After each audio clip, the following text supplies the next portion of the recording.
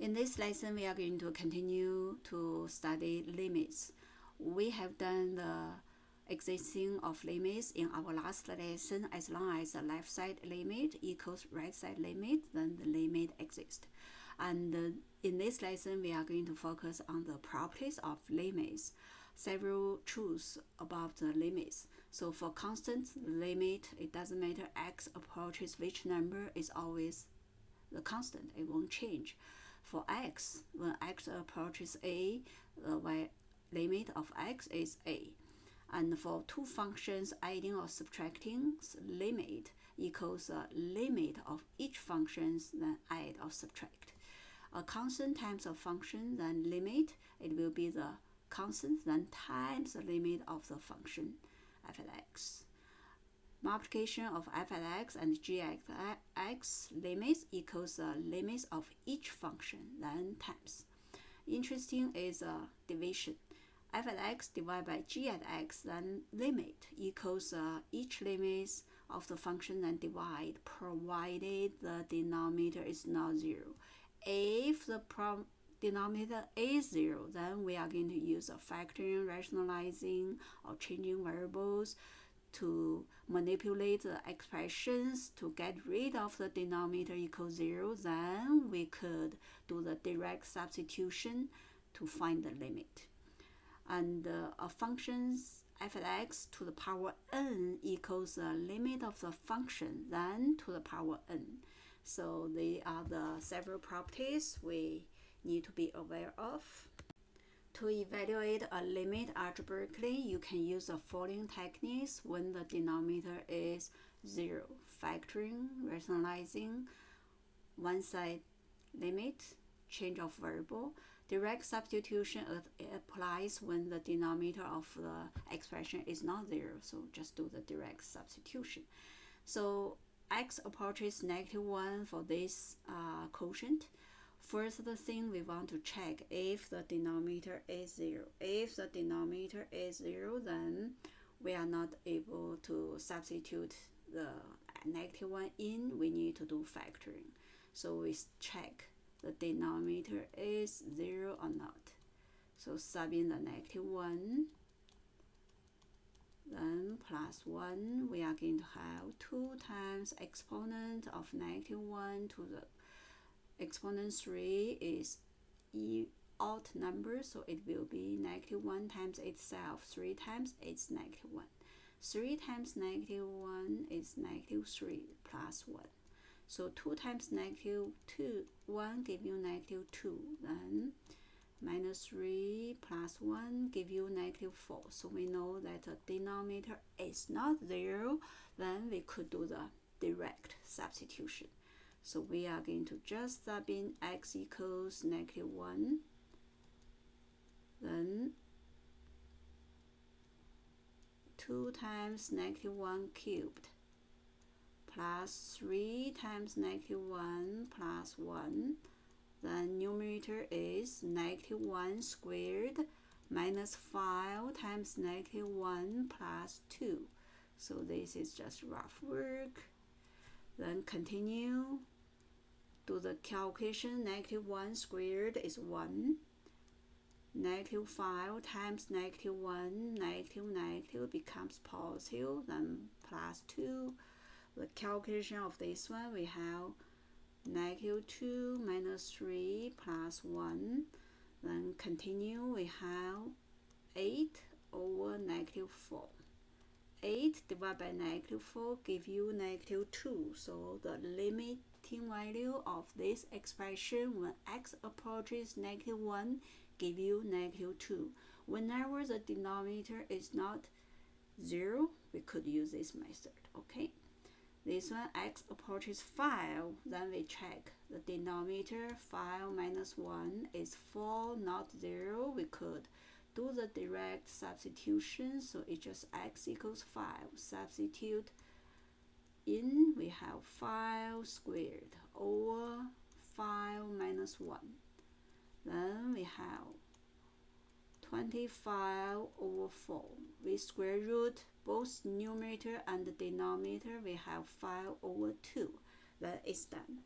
From example 1, you will see when the denominator is not 0, it's easy to find the limiting value. Just sub in the x value.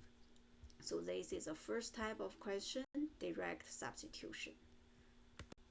Example 2 is another type of question. Evaluate the limit of a function where you will have 0 divided by 0, and we want to get rid of the denominator 0. We could use factoring. So this is a question, limiting value of the expression when x approaches 3. So we sub in 3, you will find out 3 minus 3 is 0 for the denominator. That is not what we want. Something divided by 0 is undefined, so we want to factor the numerator. For the numerator, we want to find the two numbers times together equals negative 3, add together equals negative 2. On delta math, they use this x to separate the space. So times negative 3, add negative 2, then we just need to find the two numbers. So we want to see the factor of negative 3. Always we try from 1 to 3, keep going, do the division. So negative 3 divided by 1, we have 3. Later we deal with sign. So negative 3 divided by 2 doesn't work. Negative 3 divided by 3, 3 divided by 3 give you 1. Then after that, we want to determine the factors. This one repeat, we get rid of it. The add together is negative, so the larger number need to have the same sign as a sum, so it will be negative 3. And two numbers times together equals negative, so one number negative, another one need to be positive. Then we double check. Positive 1 plus negative 3 give you negative 2. Positive 1 times negative 3 give you negative 3. So these two numbers work for the factoring, and this is a simple trinomial factoring. The number at front of x is 1, so you don't have other choice. You must have x times x give you x squared. The two numbers you found, we are going to just put in the bracket. This is a simple trinomial factoring. It works only for the number at front of the x squared is 1. If not 1, we need to continue to use other method to find which two numbers we are going to put inside the bracket. So now we have the factor form. X plus 1 is a factor, x minus 3 is a factor, two factors for the numerator, and the denominator x minus 3 is same as one of the factors from numerator, so we call them common factor. We can cancel them out. So then we are going to have limit x approaches 3, only x plus 1 left. Then no denominator equals 0, we could do the direct substitution. Direct substitution means let x equals 3. We sub into the expression. So 3 plus 1 is 4. Then this limiting value is solved. The limits of this expression when x approaches 3 is 4. So we use the factoring to get rid of the denominator when the denominator is 0.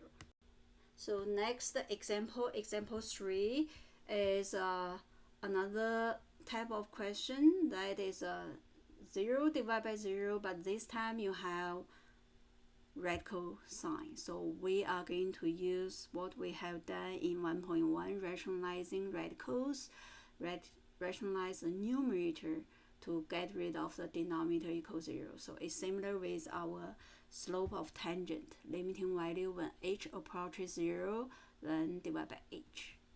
So in order to do the numerator rationalizing, we are going to use a conjugated term. So this is one term minus second term, then the conjugated term is one term plus the second term. When we times it to the numerator, we need to do the same thing to the denominator. So denominator, we are going to times square root x plus 4, then plus 2, then bracket. Then we know that x minus b, a minus b times a plus b give us a squared minus b squared. So a plus minus b times a plus b give us a squared minus b squared, difference of squared. And this is a, this is b, this is a, this is b. So this is a minus b, a plus b. Then we copy the denominator here,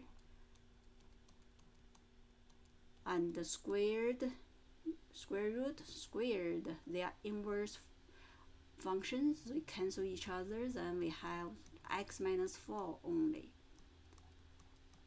for the first one. So x plus 4. Then minus 2 squared give you 4. Divided by x, bracket, square root, x plus 4 plus 2. Then x plus 4 minus 4 give you x. So x divided by x is 1. So we are going to have limiting value. X approaches 0. I will write one more step.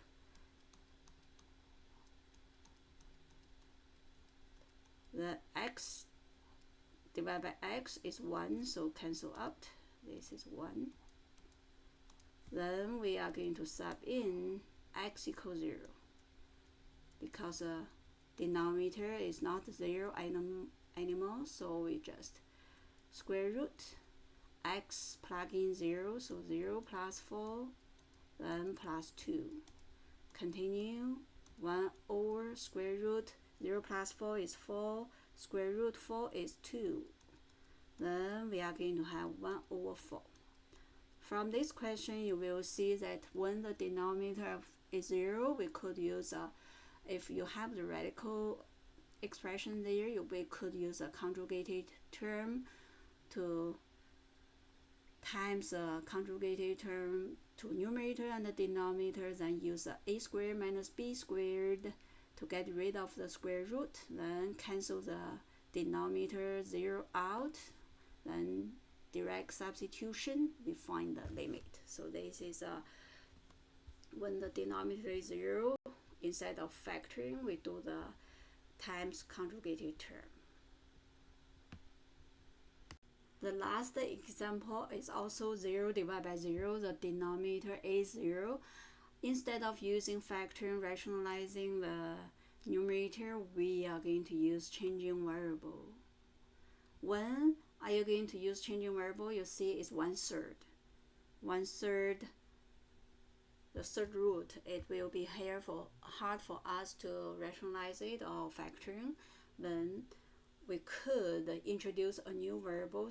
For example, we let u equals 2x minus 27, then 1/3 roots.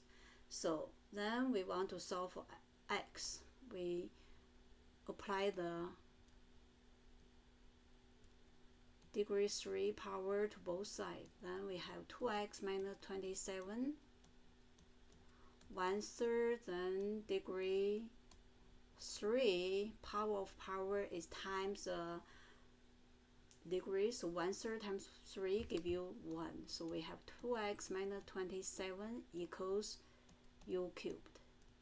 Then we continue solve for x. We move the 27 to other side. It's u cubed plus 27 equals 2x. Then we want to solve for x, divided the 2 to both sides.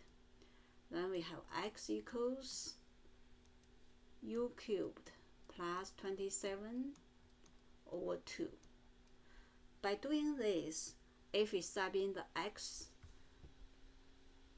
equals this one in, we don't have 1/3 root. And beyond that, we also need to find when x approaches 0, u approaches what? So we sub in x equals 0 here. We have 2 times 0 minus 27, then 1/3. We have negative 27, 1/3. Use your calculator, you will find out when x approaches 0, u approaches -3. Then after that, we are going to change the original limit to the limit u approaches -3, then the 1/3 expression is u plus 3, and x becomes u cubed plus 27, then divided by 2. When u equals -3, we sub in 0, so we need to factor in it. U approaches -3, so this one u plus 3 over u cubed. So this is 1/2, put it at the front. U cubed plus 27, we could write it as u cubed plus 3 cubed. Then we have learned it in the advanced functions, so it's u plus 3, then first term divided by first term is u squared. U cubed divided by u give you u squared, so times give you u cubed. Last term times last term need to give you 27, so it will be 9. And this term is, we don't have u squared in the original expression, so we have 3u squared. This one will give us -3u squared. So -3u times u give you -3u squared, then it works out. So this is a comparing the coefficient to get this middle term. So first term divided by first term give you the first term. Last term divided by last term give you the second bracket last term. The middle, we just compare the coefficient. And this question is a challenging question, so it will be thinking require question. If you don't understand it, it's okay. It's not that important. 1/, so u plus 3 divided by u plus 3 give you 1. If you understand it, it's good. If you don't, then in future you may have more practice, okay?